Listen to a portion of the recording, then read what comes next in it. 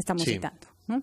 Bueno, son las 8:40, le vamos a dar la bienvenida al doctor Óscar Urbiola, expresidente del Tribunal Constitucional, a propósito de lo que debe ocurrir este jueves en el Congreso, la presentación del señor Vicente Ceballos, presidente del Consejo de Ministros. Doctor Óscar Urbiola, muy buenos días, bienvenido. Muy buenos días, Patricia, Ricardo y Fernando. Un gusto estar con ustedes. La primera consulta es lo que nos acaba de decir el presidente de la Comisión de Constitución, Omar Chejade, congresista de la República, apoyado en el análisis de constitucionalistas, algunos. Mencionó los nombres de dos. Dice que, de acuerdo a la interpretación que ellos hacen, recomiendan al presidente del Congreso que el premier Vicente Ceballos solicite dos votos de confianza, uno por lo ocurrido en el interregno y otro por lo que manda la Constitución. Voto de confianza una vez nombrado el jefe de gabinete y presentado ante el Parlamento su plan de gobierno. ¿Aló? Sí, lo escuchamos, doctor. Sí. Ricardo, me parece que respecto a una doble solicitud de cuestión de confianza existe una confusión.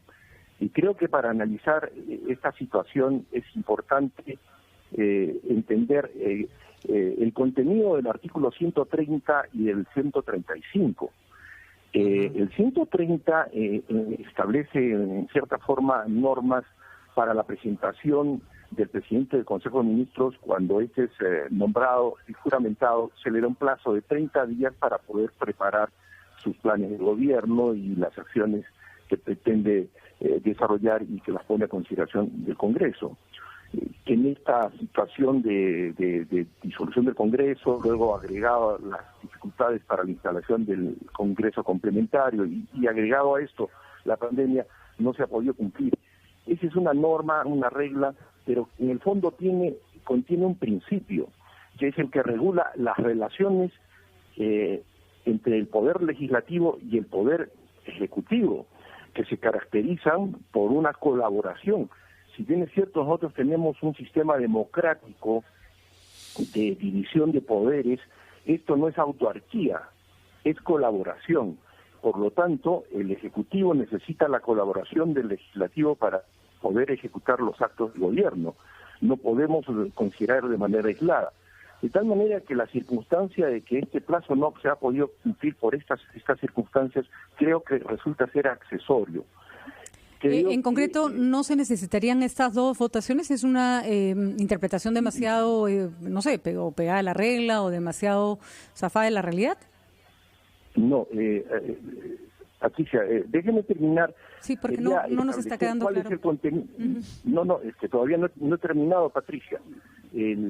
La regla del 130 establece un principio de colaboración entre el Ejecutivo y el Legislativo, a fin de que a través de esa cuestión de confianza, que en este caso es obligatoria, sí, el Parlamento se comprometa a apoyar las acciones que se le presentan o negarle la confianza. A eso apunta el artículo 130. En cambio, el artículo 135 corresponde ya no a regular esa relación de colaboración, sino más bien establece una regla de la facultad de control que tiene el Congreso de la República respecto a los actos que ha ejecutado el Poder Ejecutivo y Gobierno en el interregno parlamentario entre la disolución y la conformación de un nuevo Parlamento.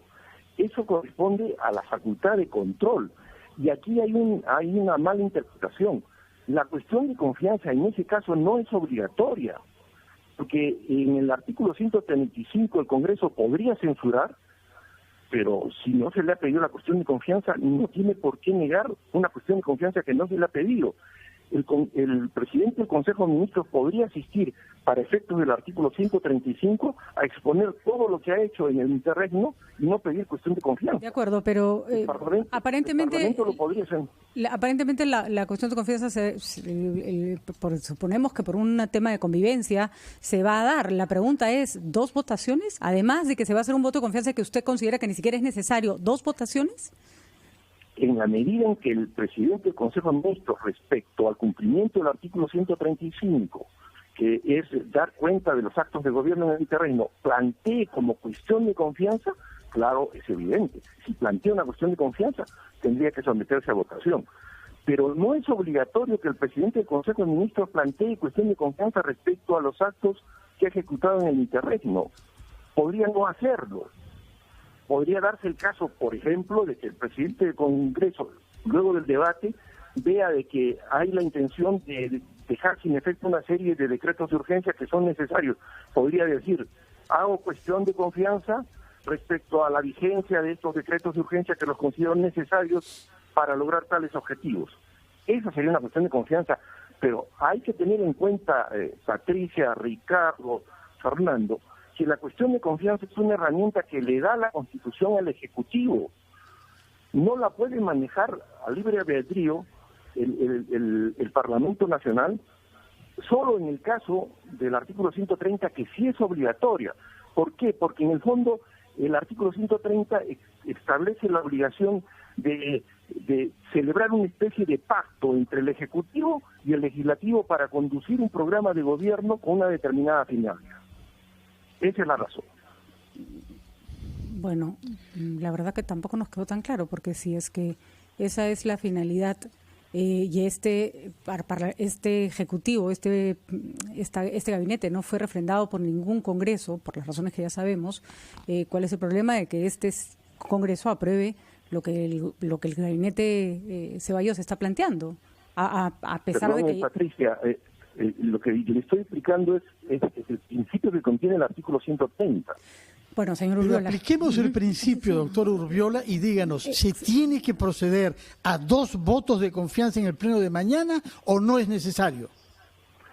En la medida en que el presidente del Consejo de Ministros, respecto a los actos de gobierno que tiene que dar cuenta y que se han ejecutado en el interregno parlamentario conforme al artículo 135, plantea una cuestión de confianza, obviamente se tiene que votar.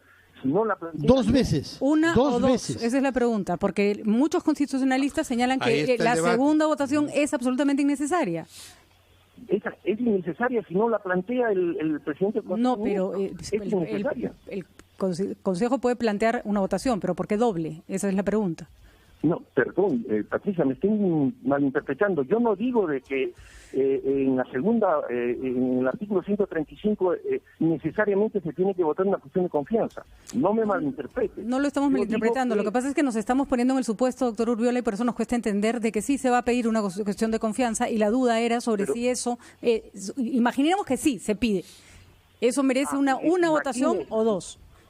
Patricia, imagine, pero no ponga en boca del presidente del presidente del Consejo de Ministros lo que no ha manifestado. Yo también tendría que ser una especulación. Si el presidente del Consejo de Ministros, al momento de dar cuenta de los actos de gobierno en el interregno, los plantea como cuestión de confianza, obviamente se tiene que votar. Pero no 2 veces. A plantear 2 veces. No logramos entender eso. Obviamente. 2 veces, de acuerdo. Obviamente. Okay. Muy bien. En el caso del artículo 130, Patricia, sí es obligatorio que pida la cuestión de confianza, porque ahí se acepta una especie de pacto entre el Ejecutivo y el Legislativo para las políticas de gobierno que se cumplirán hasta que termine la gestión de este gobierno. En el otro caso es un acto de control que podría estar sujeto o no a una cuestión de confianza. Eso lo decidirá el presidente del Consejo de Ministros. Muy bien, muchísimas gracias, señor Urbiola, por esta explicación. No tiene por qué. Gracias por haber estado con nosotros. Muy buenos días. Gracias, doctor. Buenos días. Hasta luego.